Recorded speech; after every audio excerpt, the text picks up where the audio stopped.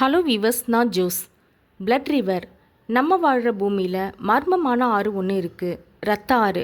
உங்களால் நம்ப முடியலல்ல? நிஜமாங்க, blood river. இந்த ஆறு ஈஸ்ட் அண்டார்டிகாவில் மெக்மெர்போ ட்ரைவேலிஸ் என்ற இடத்துல இருக்குது. 1911 தாமஸ் கிரிஃபித் டெய்லர் என்ற ஆஸ்திரேலிய ஜியாகிரஃபர் தான் இதை கண்டுபிடிச்சிருக்காரு.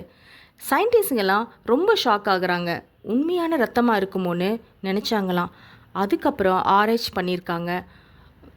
உறைபனிக்கட்டிகளாக இருக்கிற இந்த இடத்துல இந்த தண்ணீர் மட்டும் உறையாமல் இருக்கேன்னு செம்ம ஷாக்காக இருக்காங்க. அதுக்கு காரணம் பனிக்கட்டிகளுக்கு அடியில் இருந்து வர இந்த நீரூற்று அதிகமான ஆழத்தில் இருந்து வருதான். அதனால் இந்த தண்ணீர் உறையாமல் வருதுன்னு சயின்டிஸ்ட் கண்டுபிடிச்சிருக்காங்க. இந்த ஆறு ஏன் ரத்த நிற கலரில் இருக்குது அப்படின்னு ரிசர்ச் பண்ணியிருக்காங்க. இந்த தண்ணியில் 17 வகையான பாக்டீரியாஸ் இருக்கணும்.